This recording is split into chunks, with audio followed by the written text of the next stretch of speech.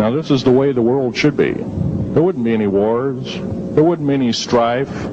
Or if there was, it could be settled in a peaceable manner in a handshake. And that's the original American way. And I believe that way is still there, however remote at present time. Now, I'm going to sum up this talk and mention an overview of the alien agenda. The alien agenda is completely decimate the planet, to take the remaining human subjects as slaves, and the aliens would use this planet for their own means. Number one, this cannot be allowed to happen. The world takeover plans of the New World Order, a direct carbon copy blueprint from Adolf Hitler's routine of 1933 to 1938, must not be allowed to happen. That includes the name, the New World Order. That was purposely used, folks, because most of us have been lazy. We have not read our history, and I'm talking to you because I'm one of them. We have not read our history books. Things have been omitted. Throw out basically what you've learned. I'm not asking you to believe me. I'm asking you to re-educate each one of yourselves and ask the unexpected of your public officials, of the people around you, your teachers. I'm not asking you to question authority. I'm asking you to question the teachers of this authority. Is this right? Is this law correct? If a law, one of the best statements to ever come out of the mouth of any human being, believe it or not, was, I think, by an incredible black man, the name of not Jesse Jackson, but it was Martin Luther King, excuse me, said, an injustice anywhere is a threat to justice everywhere. That should be a motto that we live by. Not so much for the man who said the motto, but I'm sure George Washington said something similar. Who said, an uninformed populace is a populace in slavery. Now, our founding fathers had the unique gift 250 odd years ago, 200 to 250 years ago, of looking far in advance, laying out the groundwork of this wonderful two pieces of paper government we've got, the Bill of Rights and the United States Constitution, laying it out for all time. It is the best government probably since time immemorial, maybe the best ever. If we are to, by the way, every freedom that we have must be fought for continuously. You don't need to pick up a gun to fight for something.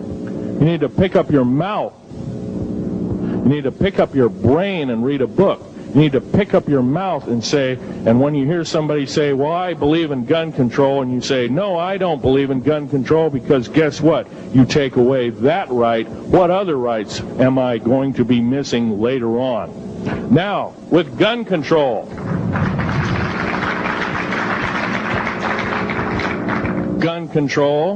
there's a certain few people, generally a 1 to 2% minority of people, that are totally irresponsible, criminal, use the gun improperly, etc., etc. I'm not talking about those kind of people. There are always going to be those kind of people, at least for the foreseeable future. The average person that owns a gun has prudence, has conscious thought of the knowledge of right and wrong, can and is able to defend itself, herself, himself,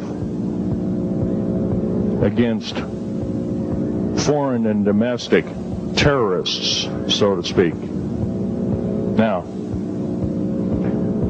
gun control is an attack on your rights.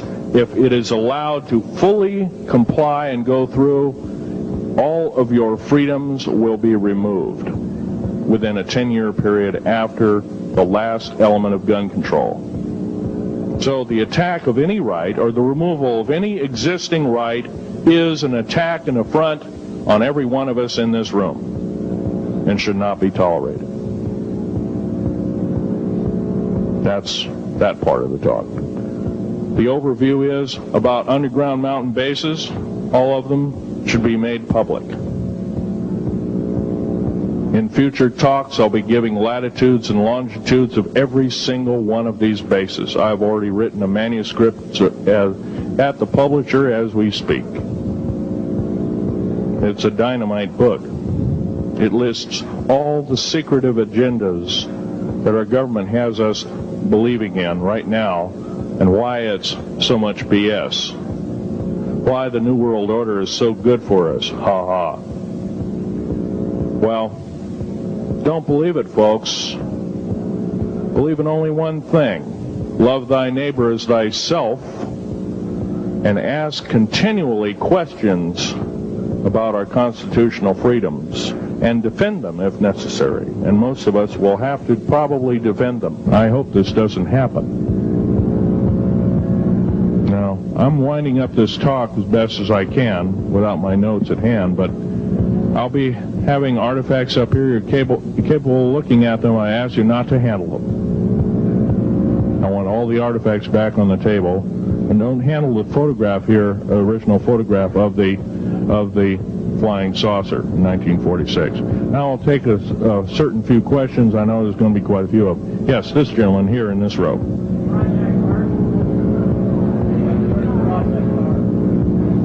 I've heard of Project HARP. I don't really know that much. It's designed to electrify the ionosphere, and they will be able to map all the underground bases. There was a crash of a Air Force plane up in Alaska last week, and AWAC plane. Yeah. It was on the last day of a Project HARP demonstration. Okay. Yes, I've heard of such projects. Actually, it was invented by Nikola Tesla, the initial part of ionizing the atmosphere. The only trouble is with ionizing the atmosphere, plants need nightfall as well as sunlight to survive. So lighting up the atmosphere might do extreme damage. Okay, next question. This gentleman up in the front row. Please speak up.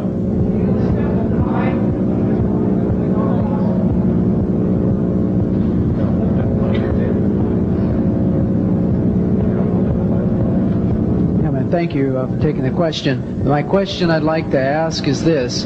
If the aliens have a 1,200 IQ, can speak all these languages, and are so powerful, what prevents them from just taking over? Well, it's a good question. Basically, they have taken over. All that's left is a bunch of screaming, a bunch of us that have been very complacent. Half of the 131 deep underground military bases are basic cities for them. Right underneath our feet is a macabre sight indeed. You can bet your bottom dollar they've already basically won the war.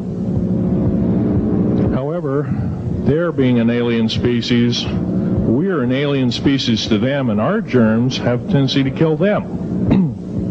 They're also a dying race, and they're in far worse condition than anybody with the worst case of terminal cancer. They are in need of us to some degree.